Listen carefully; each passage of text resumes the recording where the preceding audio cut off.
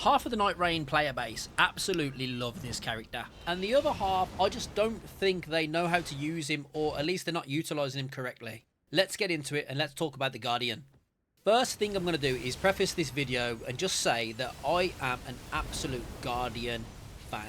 I am a fanboy. I put on that shield and I instantly feel like Captain America. There's nothing more satisfying than hitting a consecutive steel guards on an enemy and landing with a fully charged halberd guard counter. It just tickles the brain in ways that I never knew could be tickled. But with that being said, unfortunately the Guardian does require some buffs before he is a character that many of the player base are going to want to use and want to enjoy, because he is a high skill ceiling character in my opinion. It takes a lot of brain work to be able to use him and utilize him in the correct way. So I'm going to talk about the positives that he has, and I'm also going to talk about some of the negatives and some of the buffs that I think he needs to get him to the S tier character that he actually is. He is S tier. So we're going to start there. We're going to start with the negatives, because let's be honest, if you've clicked on this video, it's probably because you want to hear me shit talking the Guardian so you can tell me that I'm wrong. Unfortunately, I'm not going to shit talk him because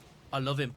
So we are going to talk about the negatives. Now, the first negative I want to point out is it feels like the guard counter, at least the charge guard counter, was an afterthought after they realised that pretty much every boss in the game pushes him back, which for me, it feels like you're always forced to use the charge guard counter, which honestly, why wouldn't you want to use the charge guard counter? The only problem with that is it kind of always forces you to select only the halberds, because only the halberds are allowed the charge guard counter. But not only that, so the distance that the bosses push you back, I find myself doing it a lot. I misjudge how far the guard counter needs to go, and then I'm forced to have to use the charge guard counter, and in the process you end up taking damage. Now obviously there's an aspect of, you know, your positioning and picking the right time to do the guard counter that comes into mind with this. And honestly, I don't even know how you would fix it, because I can't see them making any changes to the pushback that you get from the bosses, and I can't see them making the guard counters any longer, and honestly I don't think they need to be longer. So this one is kind of a difficult one to fix, but maybe, I mean, the only way I could see this being fixed is lowering the pushback you get from a lot of bosses. Now on the attacking front, we also need to talk about the Guardian's damage. His damage is pitiful. Even if you get yourself one of the best halberds in the game, you can upgrade it to +2, you are still going to be doing absolutely horrendous damage. Now, if you do hit them with a fully charged guard counter, you might get some decent damage off. And I understand that the Guardian is there to be the tank. He's not there to, he's not a DPS. That's why you want to have the Guardian, and you want to have pretty much 2 other characters on your team that are dishing out the damage. But still, for someone who is a strength character, you would expect him to be doing more damage than he actually does. Now, another point that's connected to this is, with the Guardian, you need to be finding a good halberd or a good spear, great spear, thrusting sword, but you also need to be finding a good shield. If you use the base shield, even if you upgrade it to +2, it's horrendous. It's just not a good shield at all. His halberd you can kind of get away with, because again, you want to be there to be a tank rather than DPS, but still, you have to find yourself a really good weapon and a really good shield. And if you want to be doing some decent damage and defending yourself and your teammates from the bosses, you also need to be finding 2 smithing stone 2s to be able to upgrade both of your weapon and your shield to even stand a chance against some of the more difficult enemies and bosses. So yeah, it feels like you're at a double disadvantage with the Guardian sometimes, because the first thing you have to do is you find some flasks, you find a decent shield, decent weapon, and then you've got to go on to try and upgrade your shield at least if you want to be the tank. And if you want to be a more, a bigger help to your team, you need to find some form of upgrade for your weapon. So yeah, it just feels like you're at a double disadvantage when playing with the Guardians sometimes. So, the next point I want to talk about. When you're fighting bigger bosses, bigger enemies with the Guardian, and you're in your guarded stance, and you think, yeah, I can tank this, doesn't matter how big this boss is, I'm strong enough to tank it, and then he suddenly hits you with an overhead attack, and you've been sent back 5 meters, and you've took off half your damage, because for some reason, I mean, I guess in a real life scenario, you wouldn't be able to defend over your head in the, in the stance that we've got, but for some reason, you cannot block or defend any attack that is above him.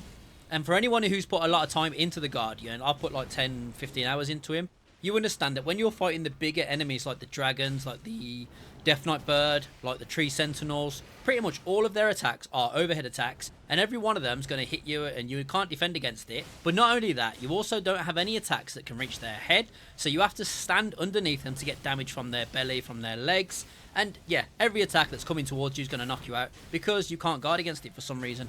So again, I don't really know how they would fix that. I don't remember that being such a problem in the base game in Elden Ring. It probably was, but yeah, that's another thing that I found was really annoying when using the Guardian. Now, the last point I want to talk about on the Guardian is his ability, or his lack thereof, to be able to defend against elemental damage. Now, I don't really know how the shields work in Elden Ring, Nightreign. Obviously, I know exactly how they worked in Elden Ring. In fact, I don't want to say shield main, but I was using a lot of shields in both PvE and PvP in Elden Ring. So I kind of understand exactly how the shields work and how the damage negation works for the elemental damage and stuff. In Nightreign, you haven't got the information to know which shield is the best against elemental because you don't get those figures anymore. Those figures are hidden in the background. Now, there is a document you can find on the internet which has the breakdowns of some of the weapons and some of the shields. I haven't actually scoured it for the exact negation on what deals what. I can imagine it's probably the same as Elden Ring, but unfortunately in this game, in Nightreign, none of that information is available to you. So for me, for someone who knows about all that kind of stuff, yeah, sure, I can go to the internet, I can scour, I can look for the breakpoints and everything of the data in the game. For someone who's just picking up the game to play it on a standard basis, they're not going to understand any of that, really.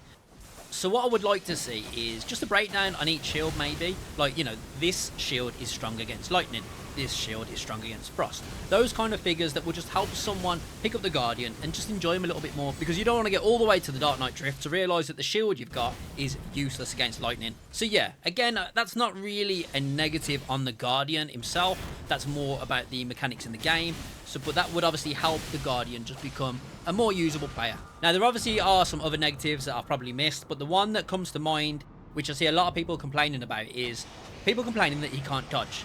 Like, the game is trying to explain to you that you're not supposed to be dodging with the Guardian. He's called the Guardian, not the Dodgian. So you got to get down, get that steel guard down, and utilize steel guard without, and you don't want to get into the mindset of dodging with the Guardian.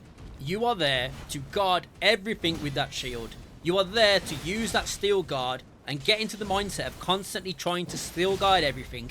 And when you eventually master the steel guard, your fun play with the Guardian will drastically improve. And on the point of fun, in my opinion, I do believe that the Guardian is the most fun character to use in the game once you master how he works. Now, to get him to that point, you need to be probably like level 11, level 12. You want to have your stamina fairly high. You want to have picked up a good shield, a good halberd. You also want to have had a couple of buffs to your stamina regeneration. And you also probably want to have a couple of guard breaking buffs to the Guardian as well. Once you get to that point and you master how to use Steel Guard, he will be one of the most fun players you can play in the game. So gamers, that is my thoughts on the Guardian. I honestly do have the most fun playing with the Guardian. There is obviously quite a few steps you have to get him to for him to be in that position, to have lots of fun. Because if you end up having a really bad run and you don't get any of the materials you want, you're going to get to the final bosses. And if they're an elemental final boss, you are not going to have a good time. But if you get the correct stuff for him and you get to the end boss, you are going to have such a fun time. Now, I am a Burb lever. I hope you are also a Burb lever. And I do hope he gets some well-deserved buffs, because I honestly do think he could be, for me personally, the best character in the game. So if you've made it this far, I really do appreciate you being here. I know I always say it, but it really does help the channel out massively when you stay to the end. If you like the video, feel free to drop a like, a comment, a subscribe. That also helps the channel out massively. Obviously, let me know your comments on anything I've said. Let's get into it. Let's have a discussion about it. That's what it's here for. That's what I'm making the videos for. And as always, I will catch you on the next one. Big love. Peace.